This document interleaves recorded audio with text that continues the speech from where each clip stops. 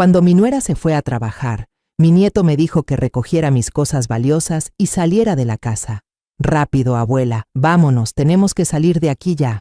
Me quedé confundida y le pregunté por qué. Y cuando llegamos a otro lugar, me explicó que todo este tiempo, mi nuera, 20 minutos después, ella no dejaba de llamarme una y otra vez. Me alegra que estés aquí.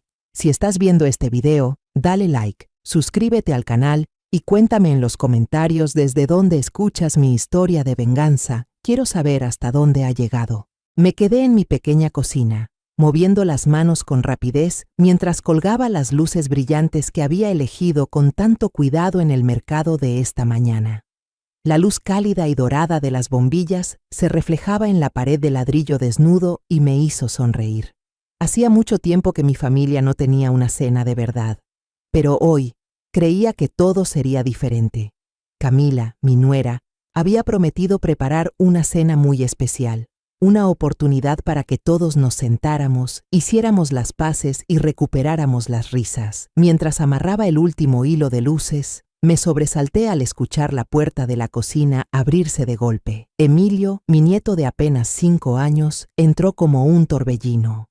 Tenía el rostro pálido, los ojos muy abiertos por el terror y respiraba con dificultad, como si hubiera corrido una larga distancia. Antes de que pudiera decir una palabra, me agarró la muñeca con fuerza. Sus pequeños dedos se apretaron tanto que me dolió. «Rápido, abuela, vámonos. Tenemos que salir de esta casa ya». Su voz se quebró, casi un grito lleno de desesperación. Me quedé helada, con el corazón golpeándome el pecho. «Emilio, cálmate. ¿Qué pasa, hijo?» Intenté soltarme, pero él me apretó más fuerte, como si soltarme significara perderme para siempre. Tenía los ojos llenos de lágrimas y movía la cabeza con fuerza. «No hay tiempo, abuela. Vamos, rápido». Me jaló hacia la salida de la cocina con tanta fuerza que casi tropecé. Me volví, señalando las verduras sobre la mesa, balbuceando. «Pero, ¿y la cena? Tu mamá está preparando». Me interrumpió con una firmeza que no parecía de un niño de 5 años. «No hay ninguna cena. Vámonos, abuela». Sus palabras fueron como un cuchillo, frías y tajantes, dejándome paralizada. Nunca había visto a Emilio así. Mi pequeño, siempre tierno y risueño, ahora parecía un adulto huyendo de una pesadilla. Me arrastró por la sala. Sus pasos apresurados hacían sonar sus sandalias sobre el suelo de madera. De repente se detuvo, mirando rápidamente alrededor. Corrió hacia la mesa junto a la chimenea, tomó mi cartera y luego el marco de fotos que estaba en el estante. Una foto mía con Andrés, mi hijo, tomada el día de su cumpleaños el año pasado. Me metió el marco en las manos y dijo con urgencia: «Tómalo, abuela». Lo abracé contra mi pecho, confundida, sin entender nada. Emilio me empujó hacia la puerta principal sin darme tiempo de apagar las luces o cerrar con llave. La luz dorada de las guirnaldas seguía brillando en la cocina, como si intentara retener el sueño familiar que acababa de imaginar. Ya afuera, el cielo estaba oscureciendo. El viento fresco de la noche me hizo temblar. Emilio agitaba los brazos desesperado para detener un taxi, levantando sus pequeñas manos como si todo dependiera de ese coche. Cuando uno se detuvo, abrió la puerta y casi me empujó dentro. Me senté en el asiento trasero, aún abrazando el marco, mientras él se subía enseguida y se acurrucaba a mi lado. Me tomó la mano, la suya temblaba sin control, y sus ojos estaban fijos en la ventana, como si vigilara que algo o alguien no nos siguiera. Intenté mantener la calma, pero mi voz temblaba. «Emilio, dime, ¿qué está pasando, hijo? ¿Dónde está tu mamá? ¿Por qué tenemos que irnos?» No respondió, solo apretó mi mano con más fuerza. Sus ojos, normalmente brillantes como 2 estrellas, ahora estaban opacos por el miedo. Sentí un nudo en el pecho. Mi nieto, a quien había cuidado desde bebé, llevaba dentro un secreto demasiado grande, demasiado oscuro, que me daba miedo imaginar. Le di al taxista la dirección de un hotel en el centro. Durante todo el trayecto no dejé de mirar a Emilio, esperando que hablara, que dijera algo que me ayudara a entender. Pero permaneció en silencio, con el rostro tenso, como si contuviera una tormenta. Quise abrazarlo y decirle que todo estaría bien, pero ni yo misma lo creía. Una mala corazonada crecía dentro de mí, como una nube negra acercándose. Al llegar al hotel, mis manos temblaban mientras buscaba dinero para pagar el taxi, sin soltar el marco de fotos que ya era como un amuleto. Emilio no me soltó ni un segundo. Me arrastró por el vestíbulo iluminado, aunque la luz no disipaba la sensación de peligro. «Rápido, abuela, registra la habitación», me urgió. Entregué mis documentos a la recepcionista, la mente en blanco, solo actuando por instinto. Ella nos miró con curiosidad, pero no dijo nada, solo nos dio la llave. En cuanto entramos a la habitación, Emilio corrió hacia la puerta, echó el cerrojo y puso la cadena. El sonido seco del cierre resonó como una sentencia. Se apoyó contra la puerta, respirando con dificultad, como si acabara de escapar de una bestia. Lo miré, con el corazón hecho pedazos. Apenas tenía 5 años, y sin embargo su mirada era la de alguien que ya había visto demasiado. Me dejé caer sobre la cama, agotada. El marco se deslizó de mis manos y cayó suavemente sobre la colcha. En la foto, Andrés sonreía radiante, mirándome como si preguntara: «Mamá, ¿qué está pasando?». Quise responderle, pero no tenía respuesta. En ese momento, el teléfono dentro de mi bolso comenzó a sonar. El timbre cortante rompió el silencio del ambiente. Abrí el bolso y la pantalla se iluminó con un nombre: Camila. Mi corazón dio un vuelco. Camila, mi nuera, la que había prometido preparar una cena para reconciliar a la familia. Extendí la mano para contestar, pero Emilio se lanzó de repente y me arrebató el bolso. «No conteste, abuela. Por favor, no lo haga». Su voz sonaba casi suplicante, con los ojos abiertos de puro terror. Me quedé inmóvil, con la mano suspendida en el aire. El teléfono seguía sonando, cada tono como una puñalada en el pecho. Después de 5 llamadas perdidas, llegó un mensaje. Luego volvió a sonar. La pantalla no dejaba de encenderse. El nombre Camila parpadeaba como una advertencia, como un mal presagio. Emilio se apresuró a silenciar el timbre, pero no apagó el teléfono. Se sentó en el suelo, abrazando mi bolso contra su pecho, como si eso fuera lo único que podía mantenerlo a salvo. Me miró con una mezcla de miedo y súplica, como si me rogara que no hiciera algo imprudente. Respiré hondo, intentando mantener la voz firme, aunque el corazón me latía desbocado. «Emilio, hijo». Vacilé, temiendo que una sola palabra equivocada lo cerrara por completo. «¿Ahora puedes decirme qué está pasando? ¿Por qué estamos aquí? ¿Qué sucede?».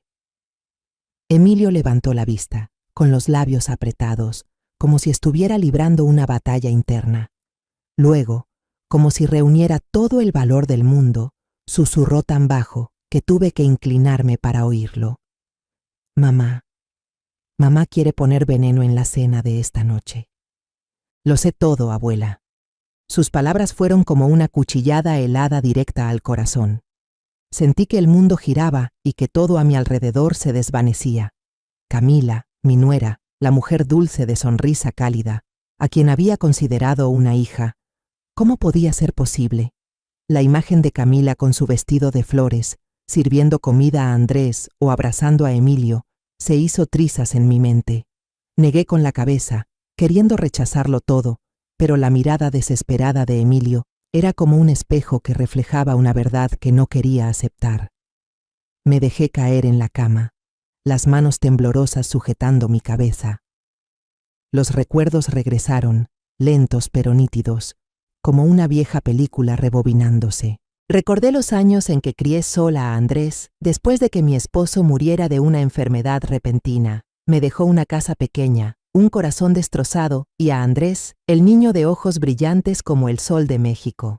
Él era todo lo que tenía, la razón por la que me levantaba cada mañana, la luz en mis días más oscuros. Trabajé sin descanso, vendiendo tamales en el mercado, cosiendo hasta la madrugada, solo para que Andrés pudiera estudiar, para que nunca conociera la pobreza como su madre. El día que Andrés me presentó a Camila, lloré de alegría. Aquella chica entró a casa con una maceta de flores de cempasúchil, los ojos brillantes, la sonrisa suave como la luz de la luna llena. «Quiero que nuestra familia sea tan cálida como estas flores, mamá», me dijo con voz dulce y sincera. La abracé. Sentí su calidez y pensé que por fin Andrés había encontrado una compañera digna. Mi corazón se llenó de esperanza, como si Dios nos hubiera dado un nuevo comienzo. La boda fue en una pequeña iglesia a las afueras de la ciudad. Camila estaba radiante con su vestido blanco, y Andrés no podía apartar la vista de ella. Yo los miraba de pie, viendo a mi hijo tomar la mano de su esposa, con el corazón rebosante de alegría. Camila pronto se convirtió en una parte esencial de la familia. Cuidaba a Andrés con ternura, me preguntaba por mis recetas tradicionales e incluso aprendió a preparar flan a mi manera. Cada vez que me llamaba mamá, sentía que el alma se me iluminaba. Luego nació Emilio, un niño inteligente con una sonrisa tan brillante como la de su padre. En esos días, creí que éramos realmente felices. Cenábamos juntos bajo la luz amarilla de la cocina, paseábamos los fines de semana por la plaza y reíamos con las historias de Emilio. Pensé que eso era la felicidad, una familia completa, unida por el amor. Pero entonces empezaron a aparecer las primeras grietas, pequeñas, casi imperceptibles, pero suficientes para inquietarme. Varias veces intenté visitar a la familia de Camila, a doña Elena, para agradecerles y presentarme como era debido. Pero Camila siempre encontraba una excusa. La primera vez me dijo: «Mi mamá no se siente bien, mamá. Mejor otro día». Asentí, creyendo que quería guardar las apariencias. La segunda vez dijo: «Están arreglando la cocina, está todo hecho un desastre. No quiero que vea eso». Sonreí pensando que solo era consideración. Pero cuando llegó el cumpleaños de doña Elena, Camila ya no pudo negarse más. Fuimos juntas a su casa, una vivienda pequeña pero limpia y ordenada, con macetas verdes y frondosas en el patio. Doña Elena era una mujer tranquila, con una sonrisa amable, pero con una mirada que parecía esconder algo. En la sala vi a una niña de unos 8 años, sentada en silencio en el sofá, abrazando con fuerza a una muñeca de trapo vieja. Camila me presentó. Ella es Lucía, la hija de un pariente lejano que falleció. Mi mamá, por compasión, decidió adoptarla. Miré a Lucía y sentí una oleada de ternura. Era delgada, con grandes ojos oscuros, pero había en su rostro algo familiar que no supe explicar. Me acerqué, le acaricié la cabeza suavemente y dije: «Eres muy buena, Lucía. Más tarde te daré un dulce, ¿sí?». Lucía levantó la vista, con una mirada entre curiosa y tímida, pero no dijo nada. Sonreí, intentando que se sintiera cómoda, aunque en el fondo tenía una sensación extraña, como si hubiera tocado un secreto que aún no debía conocer. La fiesta de cumpleaños transcurrió alegre, entre risas y el aroma del mole poblano que llenaba toda la casa. Pero entonces, cuando me levanté para ir al baño, un instante lo cambió todo. Al pasar por la puerta entreabierta de la cocina, escuché la vocecita de Lucía: «Mamá, tengo sed». Mi corazón dio un vuelco. Retrocedí, ocultándome en la sombra del pasillo, justo a tiempo para ver cómo Camila se sobresaltaba y miraba hacia la puerta. Rápidamente sirvió un vaso de agua y se lo dio a Lucía, susurrándole algo con tono nervioso. Lucía asintió, tomó el vaso y se alejó en silencio. Me quedé ahí, paralizada, sintiendo que el suelo se desmoronaba bajo mis pies. ¿Mamá? ¿Por qué Lucía había llamado mamá a Camila? Intenté calmarme, diciéndome que quizás la niña, huérfana y necesitada de cariño, la llamaba así por costumbre. No quería dudar de mi nuera, no quería destruir la imagen que tenía de ella. Pero la mirada de Lucía, la forma en que observaba a Camila y la prisa con la que Camila intentó ocultarlo. Todo era como pequeñas agujas que se clavaban en mi corazón, impidiéndome apartar la duda por completo. Al regresar a la sala, forcé una sonrisa y hablé como si nada hubiera pasado, pero mis ojos, una y otra vez, volvían hacia Lucía.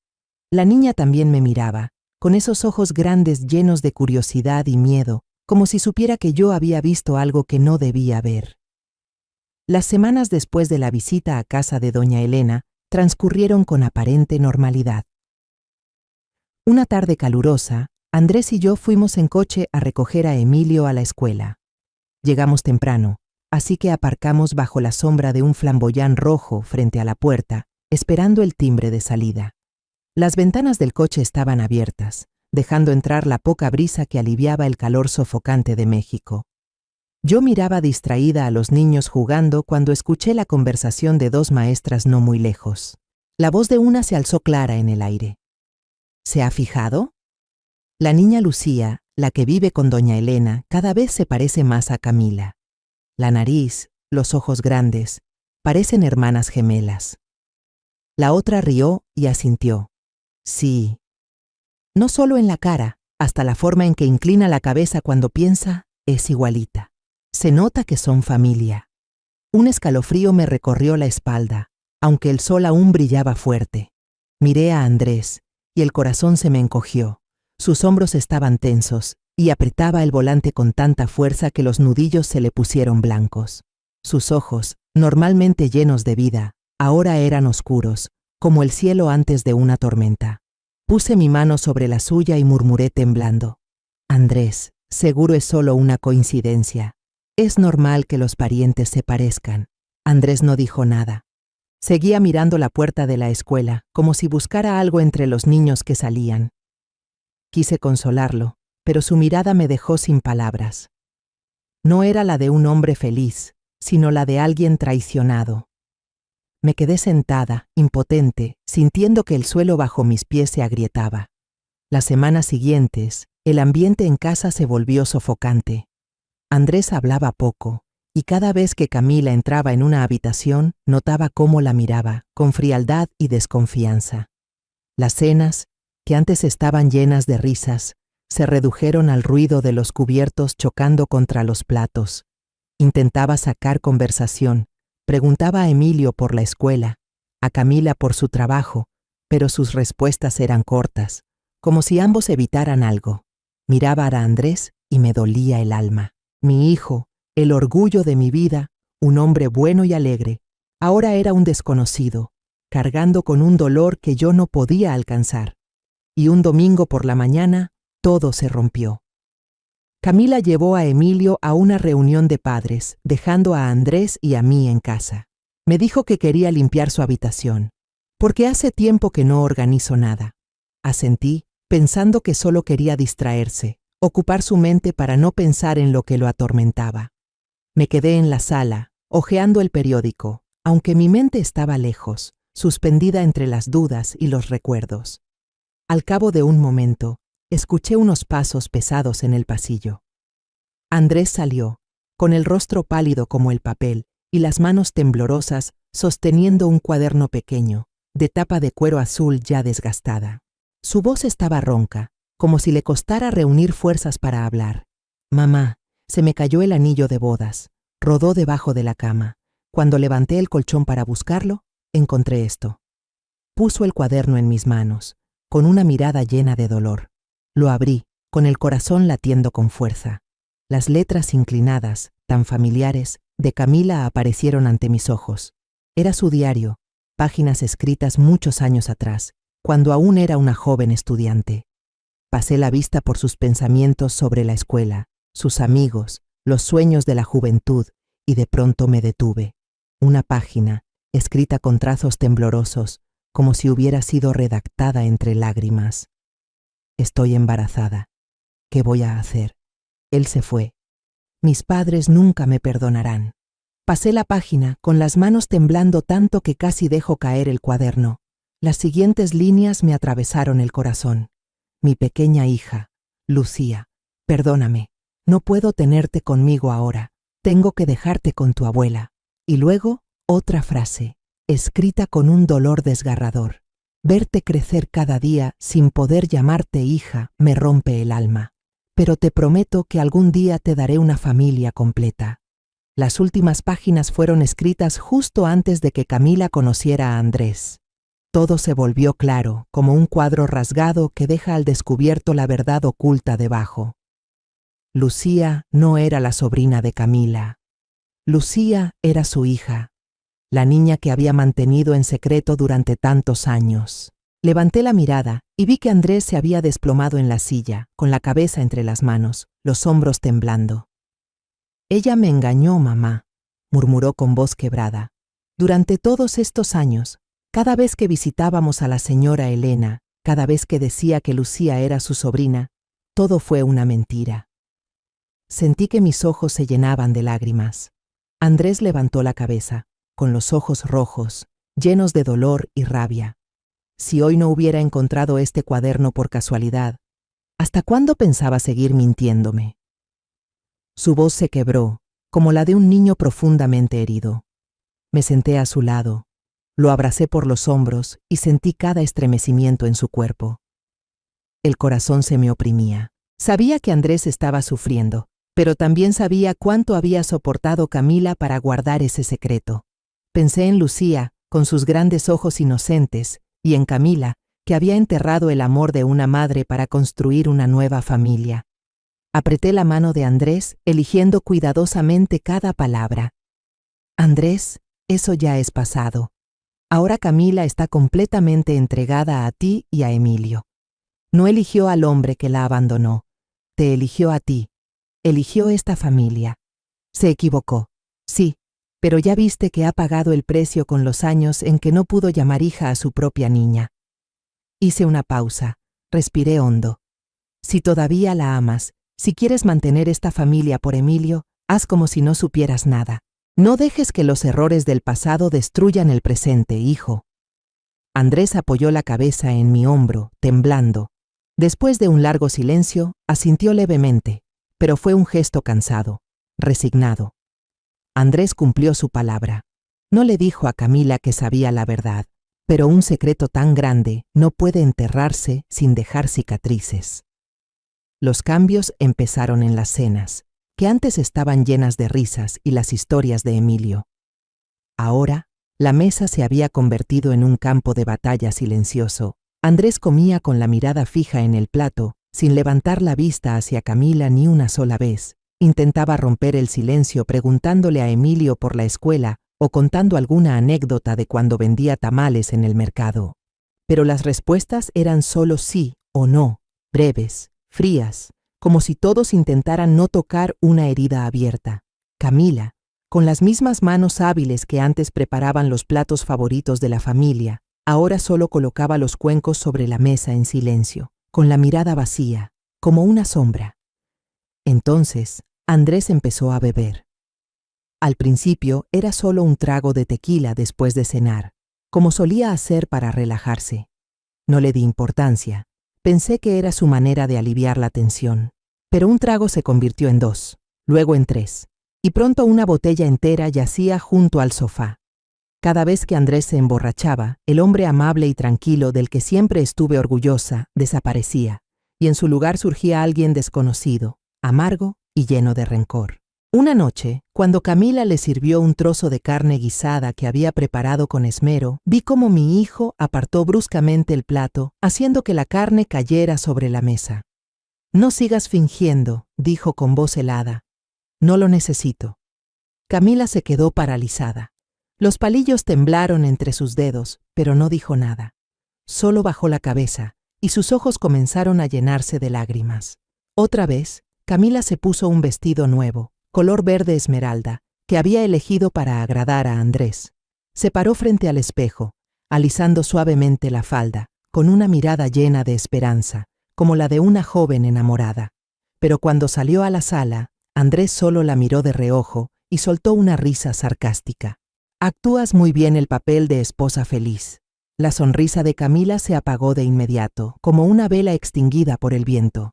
Regresó en silencio a la habitación y escuché el sonido de la puerta cerrándose, suave pero pesado, como una declaración de que todo había cambiado. Miré a Camila. Sus ojos estaban hundidos, inflamados por las noches de llanto.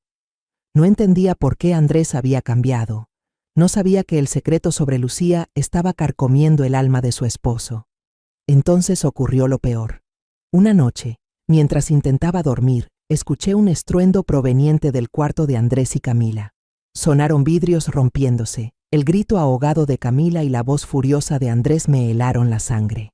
Me levanté de un salto, corrí hacia su habitación, con los pies descalzos sobre el suelo frío. Al empujar la puerta, vi a Camila encogida en una esquina, con una mano sobre la mejilla, enrojecida por una bofetada.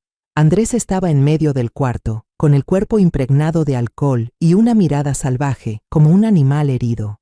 «¿Qué estás haciendo, Andrés?», grité, la voz quebrada por el miedo y el dolor. Pero mi hijo solo me miró, sin decir nada, y se fue, dejando a Camila temblando en el rincón. Desde ese día, empecé a notar los moretones en los brazos de Camila. Siempre usaba mangas largas, incluso en los días más calurosos, como si quisiera ocultar una verdad dolorosa. La veía, aquella nuera que antes irradiaba luz, ahora delgada y silenciosa, como una flor marchita tras la tormenta. Cada vez que la veía bajar las mangas, el corazón se me encogía. Quería decirle que no estaba de acuerdo con Andrés, que la protegería, pero no sabía por dónde empezar. Al final, no pude soportarlo más. Una noche, cuando Camila ya dormía, llevé a Andrés al patio trasero, donde la luz tenue de la luna caía sobre las macetas de cempasúchil que Camila me había regalado. «¿Qué estás haciendo, Andrés?», le dije, la voz temblando de rabia y frustración. «Mírate, estás destruyendo a tu esposa. Detente, hijo». Andrés me miró con los ojos enrojecidos por el alcohol y el rencor. Se rió, una risa amarga, que no se parecía en nada a mi hijo. «¿Qué sabe usted, mamá?», gruñó. «Ella se lo merece. ¿Sabe lo que hizo?».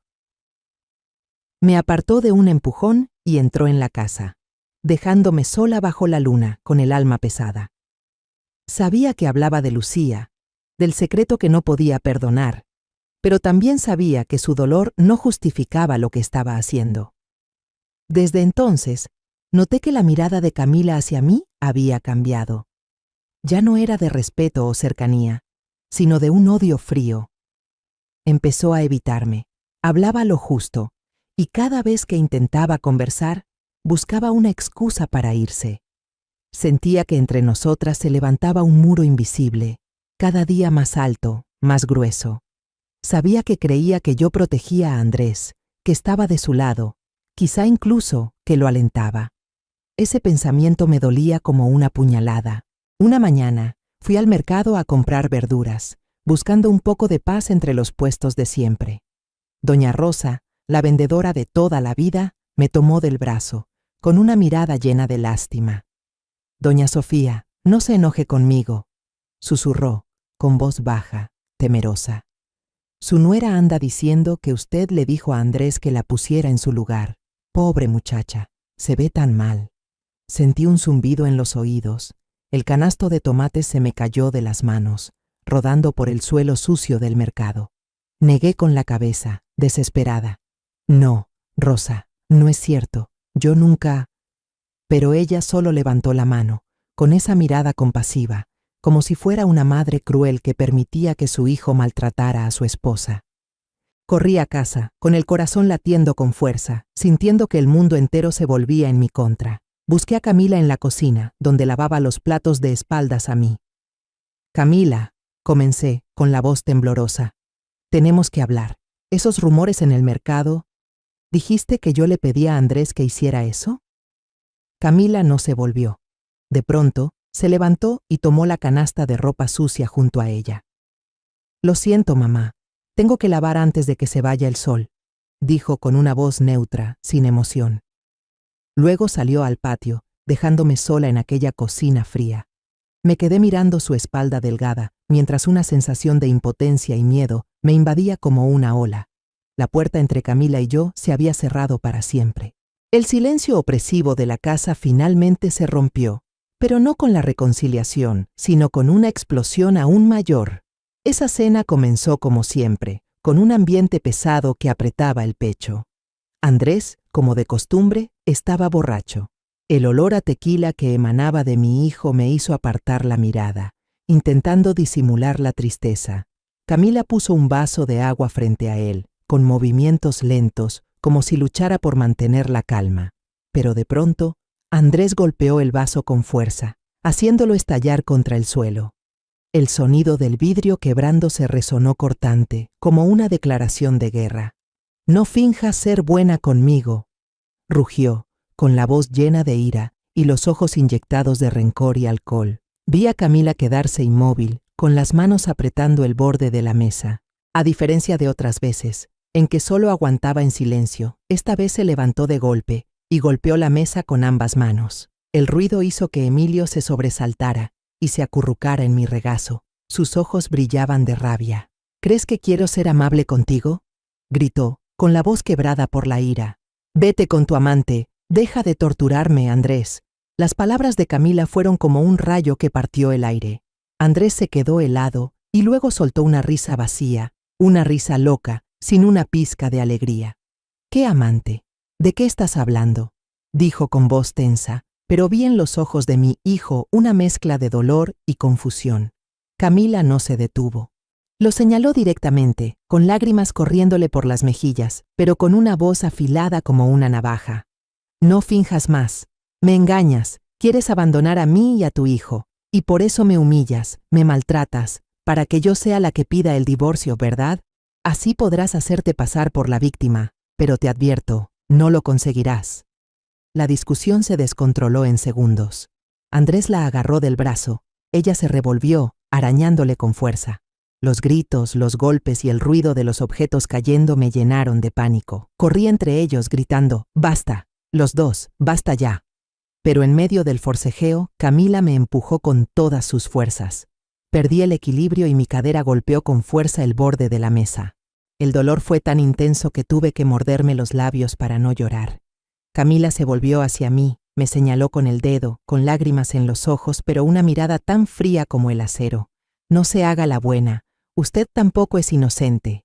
Usted lo ha permitido todo. Usted lo alentó a que me destruyera. Los dos son unos demonios». Sus palabras me atravesaron el corazón como una puñalada. Me quedé de pie, sin aire, sintiendo que el mundo se derrumbaba a mi alrededor. Emilio se aferró a mí, llorando desconsolado, mientras Camila se dio la vuelta y se encerró en su habitación, dejando a Andrés y a mí en una sala llena de vidrios rotos. Esa noche no pude dormir. Me quedé en la cama, con los ojos abiertos, escuchando el tic-tac del reloj como si contara los segundos hacia una tragedia. Las palabras de Camila resonaban en mi cabeza. Demonios. Me pregunté si realmente era parte de ese dolor. ¿Acaso el hecho de haberle dicho a Andrés que guardara silencio sobre Lucía fue el comienzo de todo esto? A la mañana siguiente, cuando Camila ya había llevado a Emilio a la escuela, llamé a Andrés al salón, decidida a hablar con él. «Andrés», comencé con la voz temblorosa, «creo que Camila no está bien emocionalmente. Lo que dijo anoche no era normal. Deberías llevarla a un psicólogo. Tenemos que ayudarla». Andrés no respondió. Se dejó caer sobre la mesa con las manos apretadas, como si intentara contener una tormenta. En ese momento, escuché un ruido suave en la puerta. Me giré y el corazón se me detuvo. Camila estaba allí, en el umbral, no sé desde cuándo. Me miraba fijamente, sin gritar, sin llorar, solo con una sonrisa torcida, helada y llena de desprecio. Esa sonrisa me recorrió la espalda como un escalofrío. Sin decir una palabra, se dio media vuelta y se fue, pero supe que lo había escuchado todo. Y también supe que esa sonrisa no era de rendición. Era una declaración de guerra. Al día siguiente, crucé la calle hacia la casa de doña Carmen, mi vecina, para pedirle unos pimientos para el almuerzo. Me invitó a pasar y me sirvió un vaso de agua, pero su mirada inquieta me puso nerviosa. «Doña Sofía», dijo en voz baja, como si temiera que alguien la oyera, «tengo que decirle algo. Hoy su nuera volvió a hablar con la gente del barrio.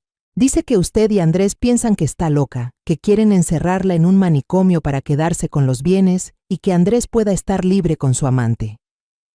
El vaso tembló en mis manos y el agua se derramó. Sentí que la cara me ardía, como si me hubieran abofeteado. «No, no es cierto, Carmen», balbuceé, pero ella solo me miró con una mezcla de lástima y duda. Salí de su casa caminando como un fantasma, con el corazón hecho piedra. Camila no solo quería sacarme de su vida, sino también convertirme en un monstruo ante los ojos de todos. Desde aquel día en que se quedó en la puerta, con esa sonrisa helada, supe que todo iba a venirse abajo.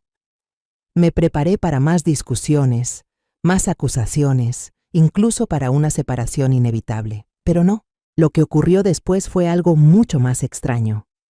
Una mañana estaba sentada en el porche, disfrutando los últimos sorbos tibios de mi café, cuando Camila salió de la sala. Llevaba un vestido floreado, amarillo brillante como el sol, y el cabello recogido en un moño alto y ordenado. «Buenos días, mamá», dijo con voz suave y una sonrisa que yo creía haber perdido desde los primeros días en que llegó a esta casa como nuera. Me quedé inmóvil, la taza suspendida en el aire.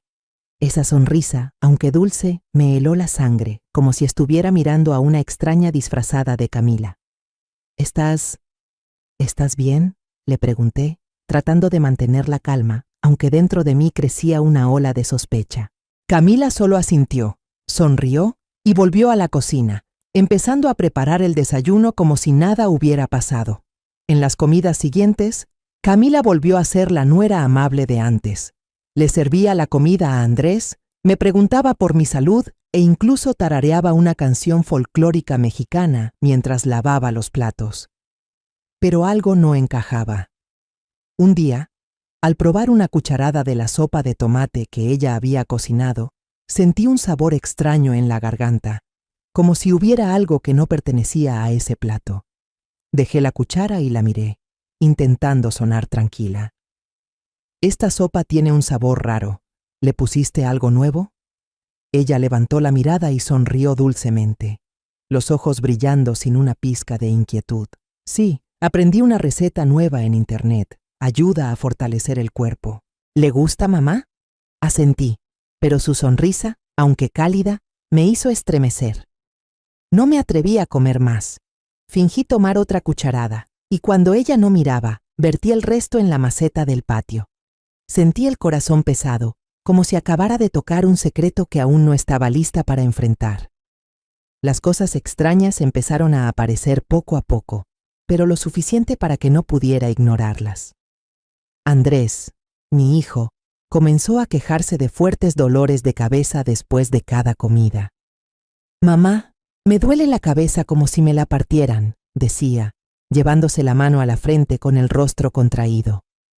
Algunas noches sentía náuseas, dejaba la cena a medias y se tiraba en el sofá, con el sudor perlándole la frente. Me preocupaba, pero Andrés solo decía que era por el trabajo. Pero yo sabía que no era eso. Empecé a notar cómo Camila lo observaba comer con una atención inquietante, como si esperara algo. Luego, Camila adoptó una nueva costumbre, una que no pude dejar pasar. Cada mañana, preparaba con sus propias manos un vaso de leche tibia con aroma a vainilla y me lo llevaba al cuarto. «Tómela, mamá, es buena para los huesos», decía con voz dulce, dejando el vaso sobre la mesa y sonriendo. Le agradecía, pero cada vez que bebía me mareaba un poco, como si mi cuerpo reaccionara a algo que no debía estar ahí.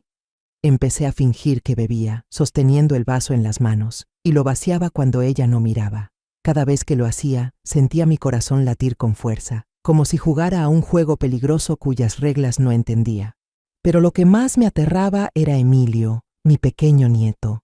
El niño empezó a cambiar. Ya no era el chico alegre que contaba historias de la escuela. Se volvió callado, se sobresaltaba con cualquier ruido. Noté que evitaba comer los platos que preparaba Camila.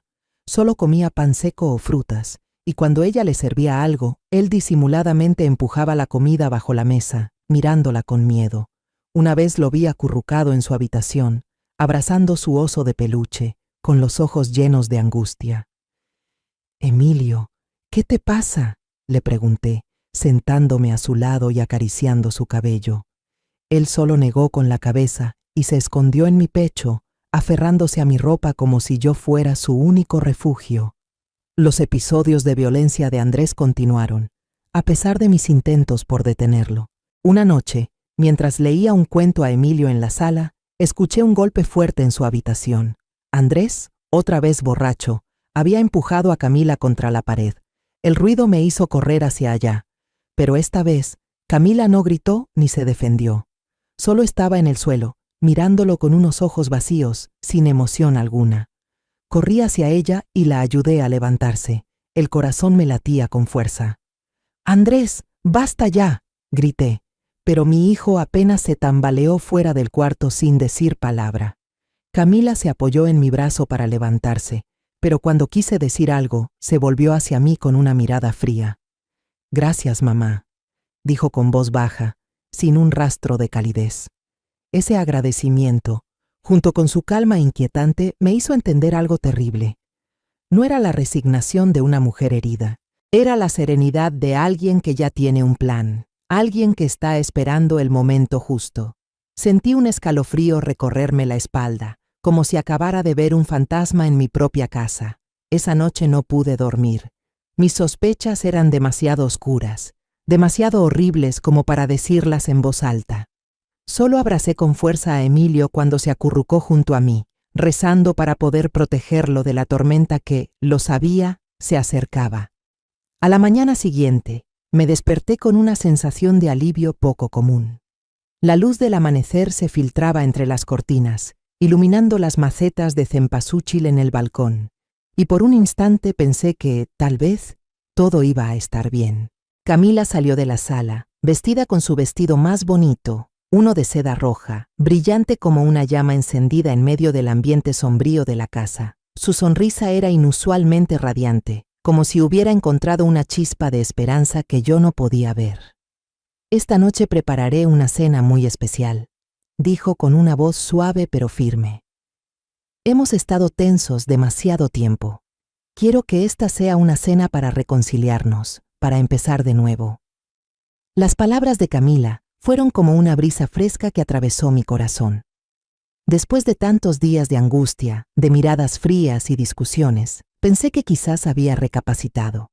Tal vez mi familia aún tenía una oportunidad de volver a ser como antes, cuando las risas de Emilio llenaban la cocina y Andrés seguía siendo el hijo amable al que tanto quería. Sonreí y asentí. «Suena bien, hija. Te ayudaré a prepararlo». Dentro de mí, una pequeña llama de esperanza se encendió, débil, pero lo suficiente para hacerme creer que aún se podía salvar algo. Camila y yo fuimos a la cocina y comenzamos a hacer la lista de los platillos para la cena. Ella anotaba con cuidado en su libreta, destacando especialmente las costillas a la parrilla con salsa picante que tanto le gustaban a Andrés y la sopa de pollo con hongos que yo solía preparar en ocasiones especiales. «Mamá, su sopa es la mejor», dijo Camila, con los ojos brillantes como una joven llena de entusiasmo. Sonreí y le di una palmadita en el hombro, sintiendo que estábamos volviendo a los primeros días, cuando recién se había unido a la familia, cuando todo aún estaba lleno de amor y unión. Por la tarde, Camila regresó temprano del trabajo, cargando bolsas llenas de alimentos frescos. El aroma de las verduras, la carne y las especias inundó la cocina. Se movía de un lado a otro, preparando todo mientras tarareaba una canción folclórica mexicana, con una voz clara, como si nunca hubiera llevado las heridas que sabía que escondía. El ambiente en la casa se volvió extraño, ocupado y cálido al mismo tiempo. Emilio corría por la cocina, curioso por cada platillo, y por primera vez en muchos meses lo vi sonreír, una sonrisa pura, igual que antes. Me quedé observando, llena de alegría, pensando que tal vez, solo con una cena, podríamos borrar el dolor del pasado. Ayudé a Camila a decorar la mesa, colocando pequeñas velas y un florero con cempasúchiles en el centro. «Qué bonito se ve, hija», le dije, admirando la mesa iluminada por las velas. Camila sonrió, pero en su mirada se asomó algo extraño, como si ocultara un secreto. Aparté ese presentimiento, diciéndome que solo estaba imaginando cosas. «Gracias, mamá», respondió, y volvió a la cocina, donde la sopa hervía con fuerza. Me quedé ahí, mirando su espalda, tratando de convencerme de que todo estaría bien, que esa cena sería un nuevo comienzo. Pero de pronto, la puerta de la cocina se abrió de golpe, haciéndome sobresaltar. Emilio entró corriendo con el rostro pálido y los ojos abiertos de terror. «Abuela, vámonos, tenemos que salir de la casa ahora mismo», gritó, agarrándome la mano con fuerza y tirando de mí.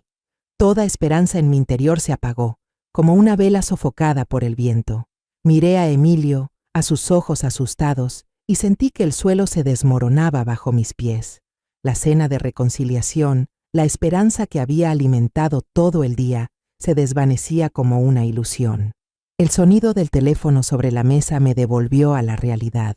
Estaba sentada en una habitación de hotel fría, la luz amarilla proyectando sombras en la pared, resaltando la pequeña figura de Emilio, acurrucado en el suelo, abrazando mi bolso. La pantalla del teléfono parpadeaba sin cesar. El nombre Camila brillaba una y otra vez, como una advertencia. Temblando, con la voz quebrada, pregunté: «Emilio, dijiste que tu mamá puso veneno. ¿Cómo lo sabes?». Emilio no respondió. Sacó de su bolsillo su pequeño teléfono, con la pantalla aún encendida. «Anoche usé el teléfono de mamá para jugar», murmuró entre sollozos. Ella se olvidó de cerrar la sesión de mensajes. Yo lo leí. El niño me mostró la pantalla, con las manos temblorosas, como si temiera que, al soltarla, todo se derrumbaría. Tomé el teléfono, sintiendo el corazón golpearme el pecho. En la pantalla había una conversación entre Camila y un número desconocido. «El producto está listo. Es el más fuerte, sin olor ni sabor, de efecto rápido», escribió el número. Camila respondió: «Perfecto. Ya transferí el dinero». El número insistió: «Recuerda usar la dosis correcta». Y entonces la respuesta de Camila me dejó helada. «Ya no importa. Esta noche, con una sola cena, todo terminará». Mis manos quedaron inertes. El teléfono cayó sobre la alfombra gruesa con un sonido leve pero pesado. Mi mente se quedó en blanco, como si todos mis pensamientos hubieran sido arrancados de golpe. Al ver eso, Emilio rompió en llanto, con una voz temblorosa y llena de culpa. «Abuela, no fue solo esta vez. Antes, muchas veces vi a mamá echar un polvo blanco raro en la sopa, en el vaso de leche de usted. Mamá me vio, me llevó a su cuarto y me dijo que si lo contaba, nunca más me querría y me mandaría muy lejos». El niño sollozaba desconsolado, abrazándome con fuerza. Sus lágrimas empapaban mi blusa. Tenía mucho miedo. Por eso no dije nada. Hasta ayer, después de leer los mensajes, supe que mamá iba a hacerle algo horrible a papá y a usted. Entonces me atreví. La voz de Emilio se quebró, como si por fin soltara un peso demasiado grande para un niño de 5 años. De pronto, todas las piezas sueltas en mi cabeza encajaron con un horror indescriptible. Ese sabor amargo en la sopa que no quise comer, los terribles dolores de cabeza de Andrés después de cada cena, el mareo que sentía después de los vasos de leche con aroma a vainilla, el miedo en los ojos de Emilio, la forma en que escondía la comida bajo la mesa. Todo era una señal de un plan oscuro al que me negué a creer. La cena de reconciliación que tanto esperaba no era para unir a la familia, sino una farsa preparada por Camila. El banquete final para llevarnos a Andrés y a mí al más allá. El pánico absoluto me invadió, como una ola violenta que arrasó con todo pensamiento. Andrés, mi hijo, él seguía en casa, sin saber nada del plan macabro de Camila. Corrí a tomar el teléfono. Mis manos temblaban tanto que marqué mal su número varias veces. Por fin logré llamar. El timbre sonaba largo, cada tono era como un cuchillo en mi corazón, pero nadie contestaba. Volví a marcar, una y otra vez, y cada intento era una chispa de esperanza que se apagaba al instante.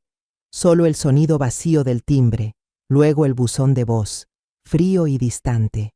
«Andrés, contesta, hijo, por favor». Susurré con la voz quebrada, pero nadie respondió. «Tengo que volver a casa. Tengo que avisarle a tu papá», grité, corriendo hacia la puerta, las piernas temblorosas pero sin detenerme. Emilio, con el rostro pálido, corrió detrás de mí, agarrando con fuerza el borde de mi blusa. «¡No, abuela!», gritó con voz desgarrada.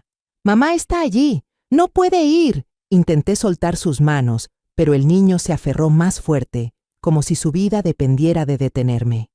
Lo empujé suavemente para poder abrir la puerta, pero entonces hizo algo que me heló la sangre. Se tiró al suelo, justo frente a la puerta, extendiendo brazos y piernas, llorando desesperado. «Si quiere irse, tendrá que pasar por encima de mi cuerpo. No dejaré que vaya a morir allá». Miré a Emilio, mi pequeño nieto, tirado en el suelo frío, los ojos enrojecidos y llenos de desesperación, y me quedé inmóvil. Las lágrimas brotaron de mis ojos, no por miedo, sino por dolor.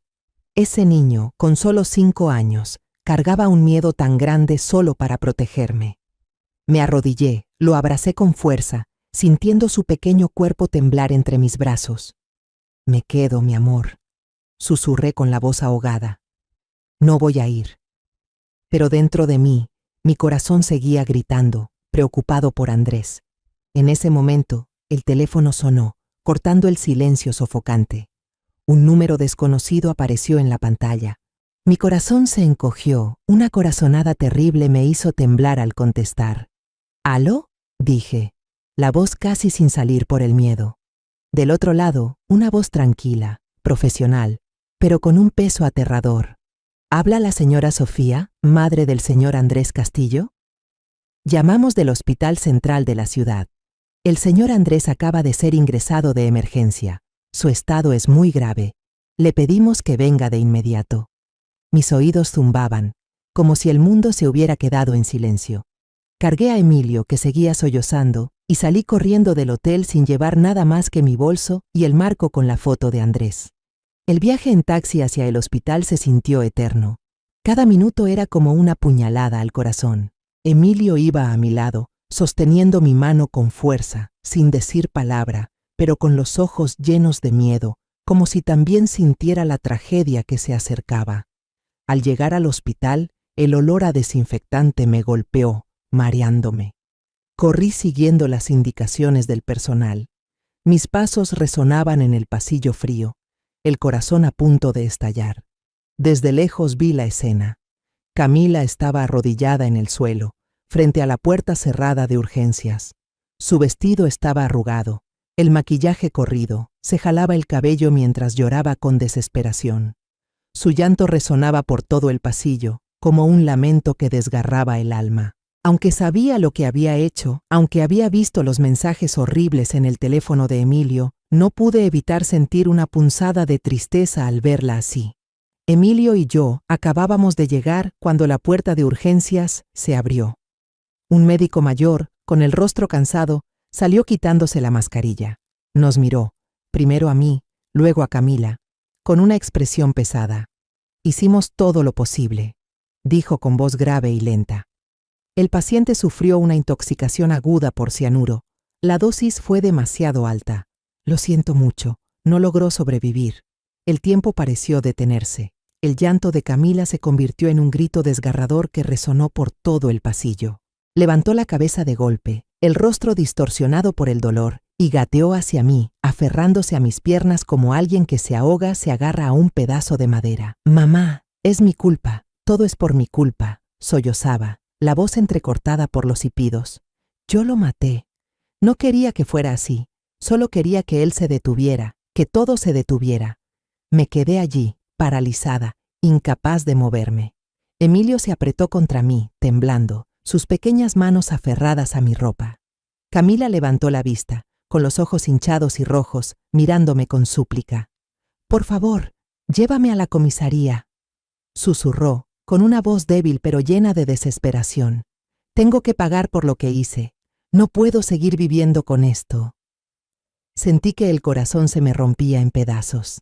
Miré a Camila, mi nuera, a quien alguna vez amé como a una hija, ahora arrodillada frente a mí, destruida y culpable. La ayudé a ponerse de pie. La voz me temblaba. «Está bien, Camila. Iremos». Pero en el fondo sabía que no existía ninguna comisaría, ningún castigo que pudiera aliviar ese dolor. El viaje en taxi hacia la estación de policía fue silencioso, pero cada segundo pesaba como un siglo. Abracé con fuerza a Emilio, sintiendo su pequeño cuerpo estremecerse, aunque ya no lloraba. Sus ojos miraban por la ventana, vacíos, como si intentaran encontrar un lugar donde escapar de aquella pesadilla. Camila iba en el asiento delantero, callada, con la cabeza apoyada en el vidrio, mientras las lágrimas le corrían despacio por el rostro sin vida. Al entrar en la comisaría, el aire frío y severo me hizo estremecer. Una agente de policía, de la edad de Camila, con una mirada firme pero compasiva, nos condujo a una sala aparte. Le trajo a Emilio una taza de chocolate caliente y un libro de historietas. Luego lo llevó con suavidad a un rincón tranquilo, donde había un sillón blando y algunos juguetes. Deje que descanse un poco, señora, dijo con voz suave y reconfortante. Asentí, agradecida por su amabilidad, aunque el corazón me pesaba al ver a Emilio encogido, abrazando su taza de chocolate como si fuera un amuleto. En la sala de interrogatorios solo quedamos Camila, la agente y yo. El espacio era pequeño, con paredes blancas y frías y una mesa de madera gastada, lo que me hacía sentir atrapada en una pesadilla. Camila se sentó frente a mí, las manos entrelazadas sobre la mesa, la cabeza baja. No esperó que nadie hablara ni la presionara. Como si estuviera agotada de fingir, comenzó a hablar con una voz monótona, vacía, como si narrara una historia que ya no le pertenecía. No quería que las cosas llegaran tan lejos, empezó Camila, con la mirada fija en la mesa, como si no se atreviera a mirarme. Al principio, solo quería que Andrés se debilitara. Pensé que si él se sentía cansado, si ya no tenía fuerzas para lastimarme, todo se detendría. Hizo una pausa, respirando temblorosamente. Trituraba pastillas para dormir de hierbas, una dosis suave, y las mezclaba con su café de la mañana. Solo un poco, para que se sintiera somnoliento, para que dejara de levantar la mano. Me quedé allí, con el corazón apretado, escuchando cada palabra de Camila como si fueran cuchillos. Recordé las mañanas en que Andrés se quejaba de estar agotado, de sentir que su cuerpo no respondía. Pensé que era por el alcohol, por el estrés, pero ahora la verdad se mostraba cruel y nítida. Camila continuó, su voz cada vez más baja, como si se esforzara por no desmoronarse. Pero los golpes no pararon, cada vez eran peores. Me sentía atrapada en una jaula, y cada día esa jaula se cerraba un poco más. Levantó la vista, por primera vez, con los ojos rojos pero secos, como si ya no quedaran lágrimas. Empecé a buscar cosas en internet, cosas más peligrosas. Leí sobre sustancias de efecto lento, cosas que hacían pensar que era una enfermedad. Pensé, si Andrés desaparecía poco a poco, nadie sospecharía. Sería libre, y Emilio no tendría que ver cómo su padre seguía maltratando a su madre. Un escalofrío me recorrió la espalda. La imagen de Camila, la nuera dulce que una vez me regaló una maceta de cempasúchil, ahora era la de una sombra, una desconocida con el corazón lleno de rencor. Continuó, con la voz temblorosa. La gota que colmó el vaso fue el día que escuché a mamá decirle a Andrés que me llevara al psiquiatra. En ese momento supe que los dos me veían como una loca, una carga. Ya no era solo una mujer rechazada, sino una enferma mental a los ojos de esta familia. No pude soportarlo más. Camila bajó la cabeza, con las manos tan apretadas que los nudillos se le pusieron blancos. Me comuniqué con alguien a través de un foro oculto. Vendían eso. Planeé la cena de reconciliación, pero no era para hacer las paces. Quería que mamá y Andrés estuvieran allí, para que todo terminara al mismo tiempo. Se detuvo, con la voz quebrada. Preparé todo, la mesa con velas, flores, las costillas asadas que le gustaban a Andrés, la sopa que mamá solía hacer. Todo estaba cuidadosamente dispuesto, como una escena perfectamente ensayada, contó aquella noche fatal con una voz monótona pero cargada de sombras. Cuando llegó a casa, solo me encontró a mí, colgando luces decorativas en la cocina. Estaba impaciente, me llamaba una y otra vez, tratando de asegurarse de que me quedara para la cena. Necesito que mamá esté allí, dijo con la voz temblorosa. El plan necesita a los dos. Pero entonces Andrés regresó del trabajo, con olor a alcohol y el ceño fruncido. Camila le pidió, espera a mamá y cenamos juntos, ¿sí? Pero Andrés, hambriento y molesto, la ignoró. Se sirvió un plato y tomó una gran porción de costillas, el plato que estaba envenenado. Camila hizo una pausa, respiró hondo, como tratando de contener el dolor. Fui al baño a lavarme las manos, a tranquilizarme. Solo unos minutos, solo estuve allí unos minutos. Su voz se quebró por completo. Cuando salí, Andrés estaba en el suelo convulsionando con espuma blanca en la boca. Grité, corrí hacia él, intenté reanimarlo, pero sabía que ya era demasiado tarde. Dijo que fue ella misma quien llamó a la ambulancia, presa del pánico y la desesperación, pero todo esfuerzo fue inútil. Después de escuchar la confesión, me quedé sentada, inmóvil, sintiendo cómo el corazón se me convertía en piedra. La oficial de policía tomó notas con cuidado, sin apartar la mirada de Camila. Luego ordenó que un equipo fuera a mi casa a inspeccionar. 1 hora después regresaron con un pequeño frasco que contenía polvo blanco, escondido dentro de una lata de especias en la cocina, tal como Camila había dicho. Las costillas que quedaban en la olla fueron analizadas y el resultado dio positivo por cianuro. Con el número de teléfono de los mensajes que Emilio había visto, la policía localizó y arrestó rápidamente a quien le vendió el veneno a Camila. Todas las pruebas estaban en su contra, claras e irrefutables. El día del juicio, me senté en la primera fila, sosteniendo con fuerza la mano de Emilio, sintiendo cómo sus pequeños dedos temblaban dentro de los míos. La sala estaba fría, con paredes blancas y el murmullo de extraños alrededor. Camila fue escoltada hacia adentro, delgada y pálida, con el uniforme gris de prisionera. Mantenía la cabeza agachada, sin atreverse a mirarme, sin mirar a nadie.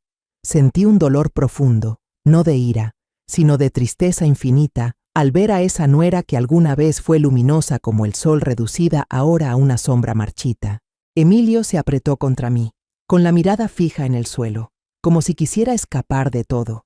El abogado de Camila habló con cuidado, presentando las pruebas de los años de maltrato que ella había sufrido. Los historiales médicos estaban apilados en gruesos expedientes, registrando las veces que tuvo que ir al hospital con moretones y dolores que trataba de ocultar. El abogado explicó que Camila había vivido con miedo, empujada al límite por la violencia de Andrés y el silencio de quienes la rodeaban. Escuché cada palabra, sintiendo como si una mano invisible apretara mi corazón. Sabía que ella había sufrido, pero también sabía que ningún dolor podía justificar lo que hizo. Finalmente, el juez dictó sentencia. Camila fue declarada culpable de homicidio involuntario, pero su pena fue reducida por las circunstancias atenuantes. Había sufrido violencia física y psicológica durante años. Presentaba signos de depresión severa y mostró arrepentimiento sincero al entregarse voluntariamente. Cumpliría su condena en un centro de rehabilitación, con apoyo psicológico. Escuché el veredicto sin sentir alivio. No había alegría, ni consuelo, solo un vacío helado en el pecho. Antes de que el juicio terminara, el juez me miró y habló con voz grave y firme. «Señora Sofía, como madre de la víctima, ¿desea decir algo?» Respiré hondo, sintiendo todas las miradas clavadas en mí. Emilio apretó mi mano con fuerza, dándome valor. Me puse de pie, las piernas temblorosas, pero con la voz lo más clara posible.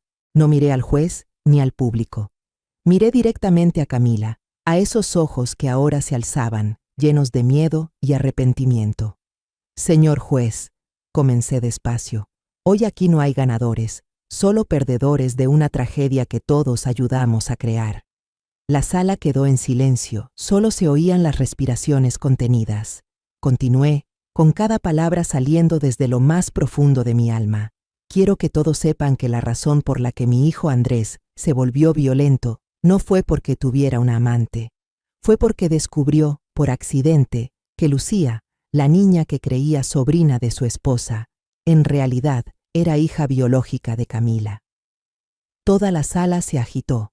El murmullo creció como una ola, y vi a Camila levantar la cabeza de golpe, con los ojos muy abiertos, mirándome paralizada. Las lágrimas le rodaron por las mejillas, pero no dijo nada, solo bajó la cabeza y su cuerpo tembló. Tomé aire, luchando por mantener la voz firme. Me equivoqué, admití, al aconsejar a mi hijo que guardara silencio. Pensé que así protegería a la familia, pero ese silencio se convirtió en veneno, corroyó el alma de Andrés y lo transformó en un monstruo. Y luego tú, Camila, respondiste con otro veneno. Miré profundamente a los ojos de Camila y sentí un dolor agudo en el corazón. Eres una persona que ha sufrido mucho, pero el dolor no te da derecho a quitarle la vida a otro, ni a convertirte en un demonio. Camila bajó la cabeza. Las lágrimas cayeron al suelo, brillando bajo la luz del tribunal. Eran lágrimas de verdad, de arrepentimiento tardío, pero nada podía cambiar lo que ya había pasado. El juicio terminó y se llevaron a Camila. Me quedé ahí, abrazando a Emilio, mirando su silueta desaparecer tras la puerta. No sabía si algún día podría perdonarla, pero entendía que la rabia no traería de vuelta a Andrés, ni aliviaría el dolor de Emilio. Solo sabía que debía seguir adelante, por mi nieto, por lo que quedaba de esta familia. Después del juicio, Emilio y yo nos mudamos a un departamento más pequeño, en un barrio nuevo, lejos de los recuerdos dolorosos de la casa anterior. Decidí vender la casa, donde alguna vez resonaron las risas de Andrés, las canciones de Camila y las palabras balbuceadas de Emilio. Cada rincón guardaba un recuerdo, pero también una herida que ya no podía soportar enfrentar. Nuestro nuevo hogar era modesto, pero cálido, con un pequeño balcón que daba a una calle llena de árboles. Empezamos de nuevo, paso a paso, Emilio y yo. Le enseñé a cocinar platos sencillos, tacos con carne molida, sopa de frijoles, su favorita, y limonada fresca para los días calurosos. Juntos plantamos algunas macetas con hierbas en el balcón, albahaca, menta y una planta de chile que Emilio regaba con cuidado cada día. Cada noche le leía cuentos, historias de aventuras, de valentía y de amor familiar. Algunas noches, Emilio se acurrucaba en mi regazo y susurraba: «Abuela, extraño a papá».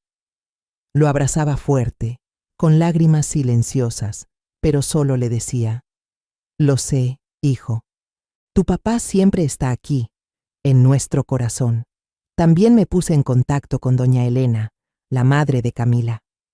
Una tarde la llamé y le conté toda la verdad sobre lo sucedido. Ella lloró, con la voz rota, pidiéndome perdón por lo que había hecho su hija. No la culpé, porque sabía que también era una madre y que sufría tanto como yo. Con parte de los ahorros de Andrés, creé un pequeño fondo para ayudar a doña Elena con los estudios de Lucía. Era lo único que podía hacer por esa niña inocente, que tenía un rostro tan parecido al de Camila, pero que no merecía cargar con los errores de los adultos. La herida seguía ahí, profunda y dolorosa, en mi corazón y en los ojos tristes de Emilio. Algunos días despertaba, miraba la foto de Andrés sobre la mesa y sentía como si el corazón se me encogiera. Pero luego veía a Emilio, observaba cómo regaba las plantas con cuidado, escuchaba su risa cuando jugábamos en el balcón y sabía que debía seguir adelante. Una tarde, mientras regábamos las plantas bajo el atardecer, Emilio corrió hacia mí, me abrazó fuerte y susurró: «Abuela, te quiero». Lo abracé, con lágrimas en los ojos, pero esta vez eran lágrimas de esperanza. La tragedia había pasado, y por delante nos esperaba un largo camino de sanación. Pero al menos nos teníamos el uno al otro, y sabía que mientras Emilio estuviera a mi lado, encontraría la fuerza para seguir, sin importar cuán difícil fuera el camino. Al mirar atrás, comprendí que el odio, aunque nazca del dolor o la injusticia, puede convertirnos en monstruos. Cuando dejamos que las heridas nos guíen, perdemos lo que somos, como le pasó a Camila, que dejó que su dolor convirtiera el amor en veneno. Quiero que todos recuerden que la violencia, la mentira o la venganza nunca son el camino hacia la paz. Lo único que puede salvar a una familia rota es la comprensión, la compasión y el valor de enfrentar la verdad, por dolorosa que sea. Porque solo cuando nos atrevemos a mirar nuestras heridas, en lugar de esconderlas tras el rencor, podemos liberar realmente nuestro corazón y el de quienes amamos. La historia que acaban de escuchar ha sido modificada en nombres y lugares para proteger la identidad de los involucrados. No la contamos para juzgar, sino con la esperanza de que alguien escuche y se detenga a reflexionar. ¿Cuántas madres están sufriendo en silencio dentro de su propio hogar? Me pregunto sinceramente, si tú estuvieras en mi lugar, ¿qué harías? ¿Elegirías callar para mantener la paz? ¿O te atreverías a enfrentarlo todo para recuperar tu voz? Quiero saber tu opinión, porque cada historia puede convertirse en una vela que ilumine el camino de otro. Dios siempre bendice, y estoy convencida de que el valor nos conducirá a días mejores. Por ahora, en la pantalla final dejaré 2 de las historias más queridas del canal. Estoy segura de que te sorprenderán. Gracias por haberte quedado conmigo hasta este momento.